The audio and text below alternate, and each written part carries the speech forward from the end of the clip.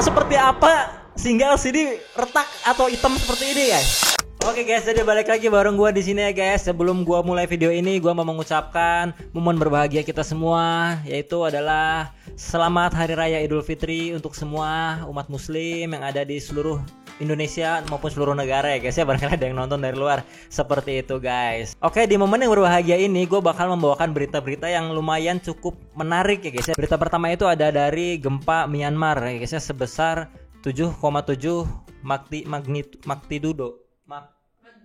magnitudo ya guys ya. Seperti itu. Yang kedua ada dari fakta unik dari astronot ya guys ya, yang kemarin minggu lalu baru datang selama 9 bulan ngorbit di luar angkasa ya guys ya. Yang ketiga yaitu adalah berita-berita tentang lebaran ya guys ya. Jadi lebaran core lah bahasanya guys ya, seperti itu. Oke, jadi untuk yang pertama kita langsung aja kita mulai ya guys ya, dari fakta-fakta gempa di Myanmar ya guys ya. Gua akan buka berita dari CNN Indonesia ya guys ya. Di sini disebutkan bahwa ada 7 fakta terbaru gempa 7,7 magnitudo guncang Myanmar hingga Thailand. Oke, di nomor 1 ada korban tewas lebih dari 2000 jiwa ya guys ya. Jadi sangat berbelasungkawa kepada orang-orang yang terdampak ya guys ya. Jumlah korban tewas bertambah berdasarkan laporan terbaru junta militer yang dikutip oleh media independen Myanmar. Oke, per Senin kemarin jumlah tewas sebanyak 2056 orang, sedangkan korban luka sampai 3900 orang. Sementara jumlah orang hilang dilaporkan sebanyak 300 orang. Jadi ini banyak banget ya guys ya. Kurang lebih bisa sampai 7000 orangan yang terdampak kayak gitu. Belum kerugian dari material ya guys ya. Ini ada before dan after ya guys ya. Beberapa foto dan video saat kejadian. Seperti yang pertama ini ada foto kuil ya guys ya. Kuil Mahamuni Buddha di Mandalay. Jadi before-nya itu lihat guys, sangat indah banget. Seperti itu ya guys ya. Tapi dampaknya sangat luar biasa sampai menghancurkan kuil tersebut guys. Seperti itu. Bencana alam itu ya guys ya. Kalau Tuhan sudah turun tangan, manusia itu tidak bisa berbuat apa-apa guys. Makanya seperti itu kita perbanyak ibadah sholat ya guys ya. Oke, ini ada sebuah gedung ya guys ya, dan kren yang ada di Myanmar saat terjadi gempa ya guys ya. Kita lihat videonya ya. Gila guys, ini air jatuh tuh dari kolam renang ya guys ya. Jadi ini gila dahsyat banget ya guys ya gitu. Oke guys. Dan dilaporkan bahwa di kren ini tuh ada orang yang jatuh ya guys ya. Jadi innalillahi, turut berbelasungkawa kepada orang ini ya guys ya. Semoga beliau diterima di sisinya. Dan kita doakan semoga keluarga yang ditinggalkan cepat pulih dan bangkit ya guys ya. Seperti itu. Wah, ini sih gue kalau lagi gempa begini ya, di atas gedung udah bingung sih mau ngapain. Naik lift pasti macet kan karena gempa goyang struktur gedungnya. Turun tangga nggak akan keburu. Udah tinggal berserah aja dan mengharapkan yang terbaik ya guys ya. Seperti itu. Tapi semoga selamat semua ya guys ya. Tuh, air kolam renang semua jatuh ya guys ya. Dan ada gedung runtuh guys. Ini gedung baru dibangun sampai runtuh. Nah ini guys, ini video amatirnya guys ya, gedung yang lagi dibangun runtuh.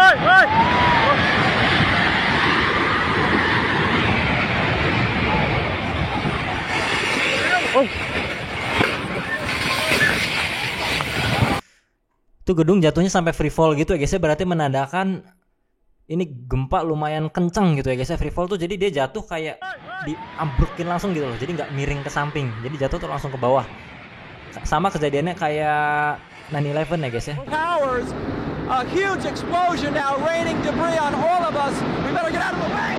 Oke guys, jadi seperti itu untuk berita dari Myanmar. Sekali lagi saya pribadi mengucapkan belasungkawa kepada negara Myanmar dan negara-negara yang terdampak oleh gempa bumi ini. Semoga semuanya diberi kekuatan dan pulih dan bangkit kembali ya guys. Seperti itu.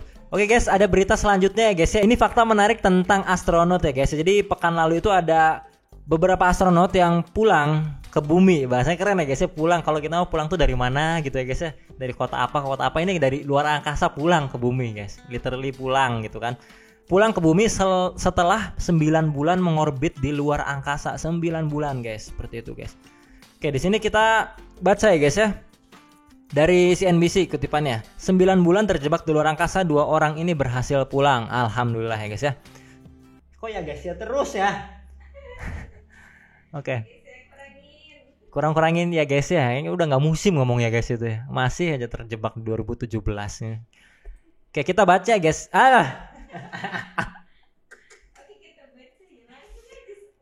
Hilangkan ngomong ya guys ya. Oke, kita langsung baca. Sepanjang 9 bulan, sebanyak 2 astronot terjebak di luar angkasa. Mulanya mereka berdua ditugaskan selama 5 hari. Jadi awalnya 5 hari, tapi kenapa jadi 9 bulan ada di luar angkasa ya guys ya. Namun kendaraan ruang angkasa yang mereka susuri mengalami kerusakan dan membuat mereka harus menunggu hingga 9 bulan. Jadi mereka itu diorbitkan ke luar angkasa, awalnya itu hanya bertugas selama 5 hari. Tapi karena ada kerusakan pada pesawat luar angkasa tersebut, jadi didelay ya guys ya. Didelay sampai 9 bulan. Ini untungnya imbalan yang mereka terima untuk pekerjaan yang luar biasa itu tidak kecil. Melansir dari Mirror, tarif gaji astronot NASA tahun 2024 menunjukkan 2 orang tersebut mendapatkan gaji sekitar 152.000 US dollar per tahun atau sekitar 2,5 miliar. Nggak tahu ya guys ya, 2 miliar per tahun itu untuk pekerjaan astronot tuh gede atau kecil ya? Karena taruhannya nyawa gitu. Jadi relatif ya, kecil atau besar itu kalau taruhannya nyawa. Para astronot tidak menerima upah lembur atau upah bahaya. Walaupun Wilmore dan Williams menghabiskan 286 hari di luar angkasa, yang itu 278 hari lebih lama dari yang diharapkan saat mereka diluncurkan. Karena awalnya 5 hari jadi 9 bulan ya. Seperti itu. Jadi tidak menerima upah lembur loh, bayangin. Jadi mungkin karena awalnya ditugaskan selama 5 hari, yang 278 hari itu tidak dihitung lembur guys, karena itu bukan bagian dari kontrak kerjanya. Parah nggak sih? Parah dong. Jadi mereka tidak menerima lembur gitu. Jadi mereka di atas 9 bulan itu hanya nunggu perbaikan pesawat luar angkasanya aja. Di sini NASA mengungkapkan bahwa astronot menerima tunjangan harian saat berada di luar angkasa. Namun mereka bertugas sementara dalam jangka panjang. Tunjangan tersebut hanya berjumlah sekitar $5 atau setara 82.000 per hari. Jadi astronot mempertaruhkan nyawa, dan saat pulang juga badan kita itu tidak seperti semula. Tunjangannya itu hanya $5 per hari. Gimana guys? Kalian mau nggak jadi astronot dengan tunjangan $5 per hari atau 80.000? Jadi mereka saat pulang ke bumi itu cuma menerima 1.430 US dollar atau sekitar 23 juta. Jadi 9 bulan di luar angkasa dengan segala resikonya, kalian hanya diberi tunjangan sebesar 23.500.000. Itu jumlah yang mereka dapatkan dalam tunjangan 9 bulan di luar angkasa. Gila, parah. Meski secara fisik terjadi perubahan, keduanya sangat gembira dapat kembali ke bumi. Ya iyalah. Tidak ada hal yang lebih menyenangkan selain kembali ke bumi, ya nggak sih? Kalau dipikir-pikir, kayak di luar angkasa kalian ngapung, terbang-terbang gak jelas. Pasti hal yang dirindukan adalah pulang ke bumi, ya kan? Setelah meninggalkan semua keluarga, apapun itulah dengan segala resiko meninggal bisa gitu. Ke bumi ya pasti itu adalah sebuah hal yang paling menyenangkan ya guys ya. Jadi gue bakal tunjukin ya guys ya foto-fotonya before and afternya. Tuh guys, seperti yang kita bisa lihat ya di sini. Ini sebelum berangkat, lihat. Ini Williams ya guys ya. Williams sebelum berangkat itu terlihat tuh rambutnya coklat ya kan. Ini lihat. Jadi 9 bulan di luar angkasa itu sangat berdampak pada tubuh kita, tubuh manusia gitu. Jadi kayak orang umur 60-70 tahun ya. Ini terjadi karena di luar angkasa itu kan tidak ada gravitasi ya. Jadi aliran darah kita itu tidak bekerja secara lancar seperti kita di bumi gitu. Jadi apa ya, ibaratnya seperti beku mungkin ya, kayaknya gitu ya, kayaknya kayak beku gitu. Jadi darah tuh nggak ngalir dengan sempurna. Oke guys, jadi perubahan yang terjadi pada tubuh astronot itu ada namanya ya guys ya, disebutnya SANS. Itu adalah sindrom misterius yang mengancam penglihatan astronot di luar angkasa. Kita baca ya guys ya.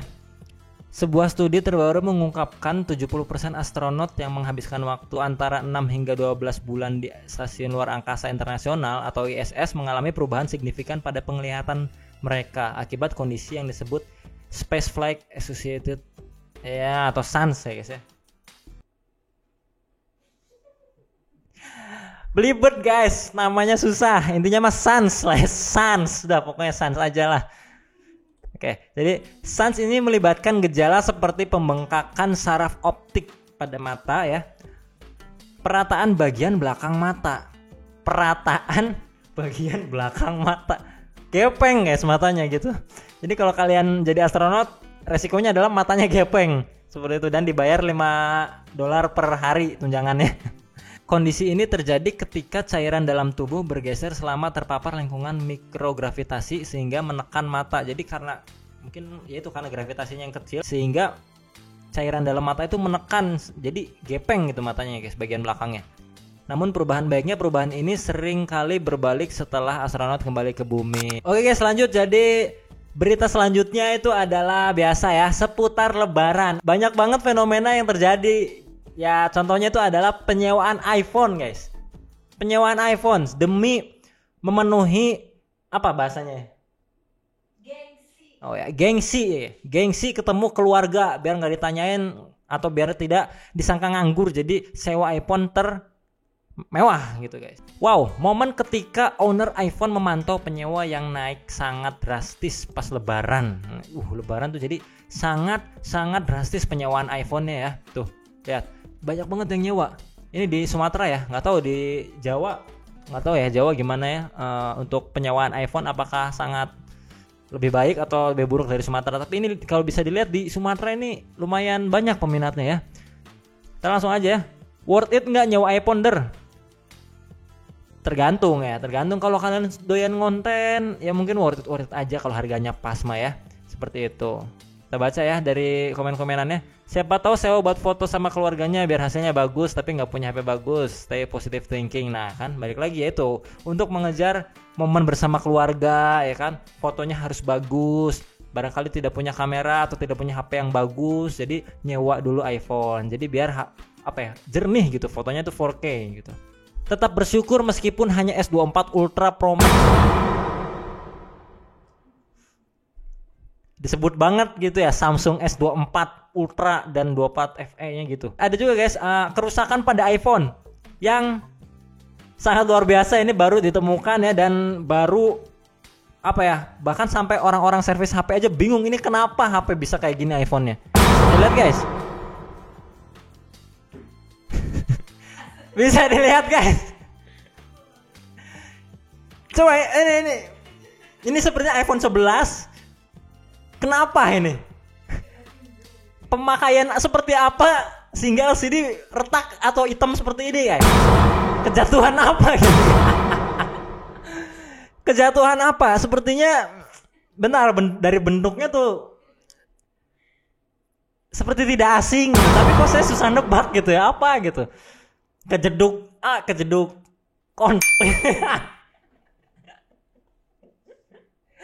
Astagfirullah. Gitu guys, ini lu kalau bawa HP seperti ini ke tukang servisnya juga bingung. Kalau ditanya, "Mas, ini kena apa?" "Kedudukan, Mas," jawabnya gitu. Seperti itu guys. Oke ya, cukuplah video kali ini, udah ngawur guys pembahasannya. Udah bahasanya udah bang bingbeng banget gitu pembahasannya, udah gitulah. Jadi balik lagi guys ya. Selamat berlebaran untuk kalian yang merayakan. Saya secara pribadi dan tim mengucapkan minta maaf dan dan minal aizin wal faizin ya guys, kembali suci, kembali fitrah kita gitu. Seperti itu ya guys ya.